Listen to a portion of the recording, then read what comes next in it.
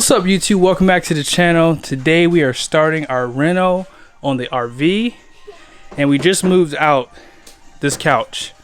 Now we're going to take everything out of the cabinets, and what we're going to do is we're going to put everything out there.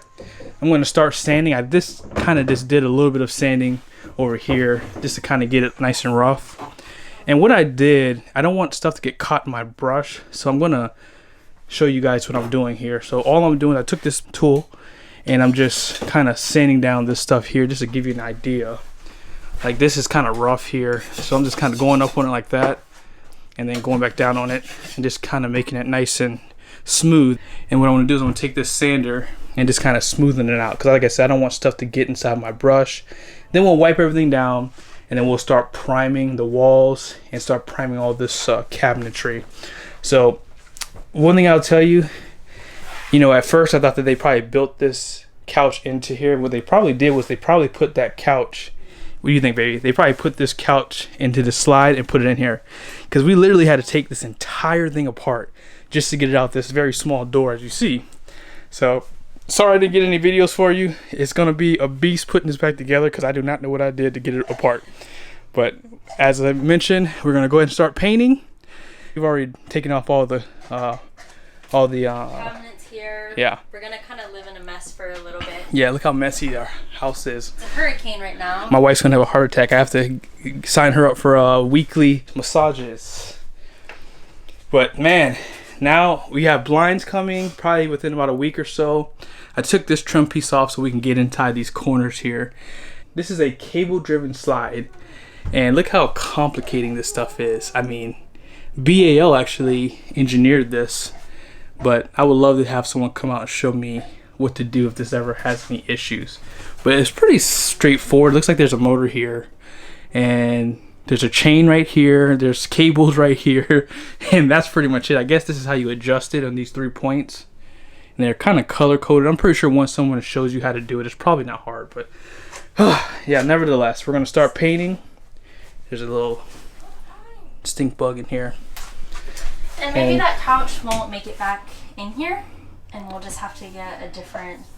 Yeah, about that. I'm not spending any more money. Now keep in mind, we've already spent $250 and we haven't even bought paint yet. We just have primer and paint supplies, and that's it. So if you want to add, oh yeah, and by the way, we got rid of our dining table again. We had the one that came from the factory. We had a dinette as opposed to the booth.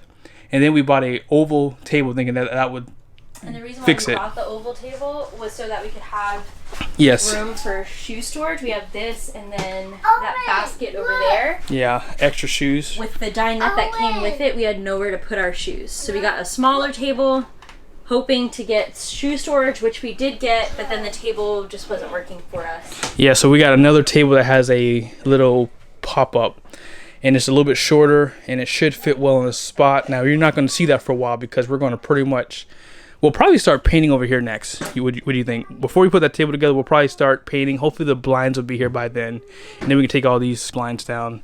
These are really nice looking blinds, but I tell you, in the sun, they have a bunch of dust on them, and we've probably cleaned them maybe once or twice since we've been here.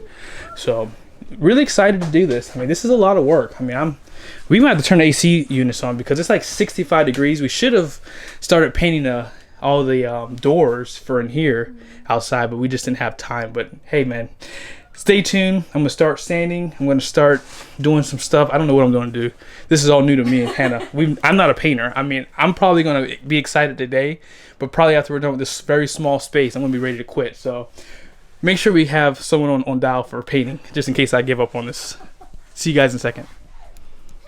So really quickly, I wanted to show you some of the things I purchased. Most of the things that we got was from Amazon, and we got a few things from Home Depot.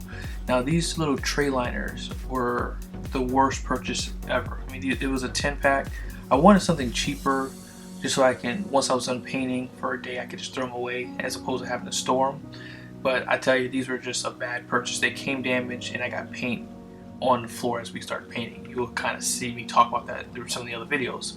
Now, I did get these also for the rollers. I did not get smaller ones. I did buy the small ones that we have at Home Depot, but this was some masking tape for the floor. We strongly recommend you get this. And this is just a drop cloth. You know, obviously if you're painting, you want to try to protect as much as you can. And then these are just good for cutting, so that way you don't have to keep going back to the pan here to, you know, the cut. So I just got these just so if I'm just doing quick trim work or just trying to, you know, get that straight line, I can just kind of keep doing what I'm doing as opposed to, you know, bending over. But I strongly recommend that you get a really high quality brush. These brushes are really good. It had, you know, different sizes, and then this is good for, you know, getting that nice straight line if you're in a spot where you didn't want to put tape down.